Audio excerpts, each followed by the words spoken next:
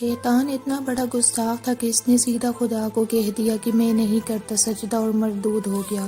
اور خدا اتنا بڑا سیکولر ہے کہ اس نے اختلاف رائے پر شیطان کو مارا نہیں، بلکہ مہلت دی کہ اپنے نظریے پر لوگوں کو قائل کر سکتا ہے تو کر لے۔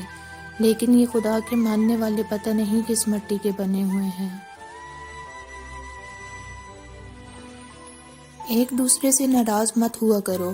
ہم اور آپ ان کے امتی ہیں جو دشمنوں سے بھی محبت کیا کرتے تھے۔ اپنے نصیب کو برا مت کہو، کیونکہ نصیب ہی کی وجہ سے ہم حضرت محمد صلی اللہ علیہ وآلہ وسلم کی امتی ہیں۔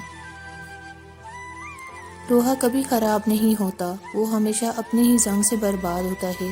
اسی طرح انسان کو کوئی برباد نہیں کر سکتا، اس کی سوچ اور دوسروں سے امیدیں ہی اسے برباد کرتی ہیں۔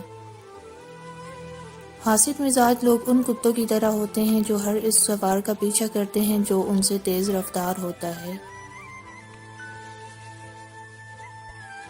کچھ لوگ جنگلی جھاڑیوں کی طرح ہوتے ہیں، ان سے الجھنے کی بجائے ان سے بچ کر نکلنا چاہیے۔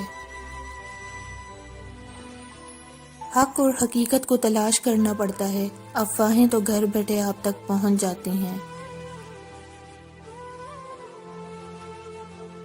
لوگ جنازے کی نماز پڑھنے دوسرے ملکوں سے آتے ہیں، مگر فرض نماز پڑھنے محلے کی مسجد میں نہیں جاتے۔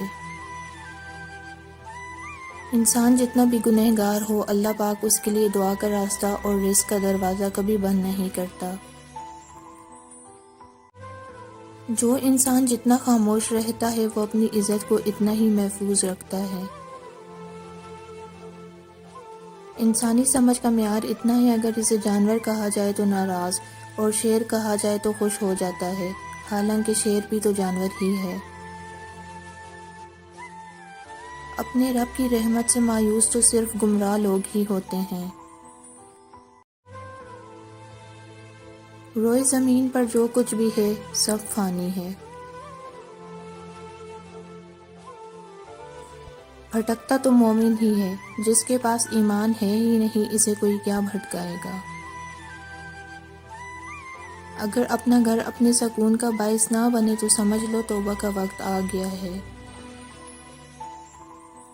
ہم اتنا زور اپنے آپ کو درست کرنے میں نہیں لگاتے جتنا زور دوسروں کو اپنے سے زیادہ غلط ثابت کرنے میں لگا لیتے ہیں۔ کچھ لوگوں سے نفرتیں نہیں ہوتی، بس ان کی کچھ باتیں سوچ کر ان کو محبت دینا مشکل ہو جاتا ہے۔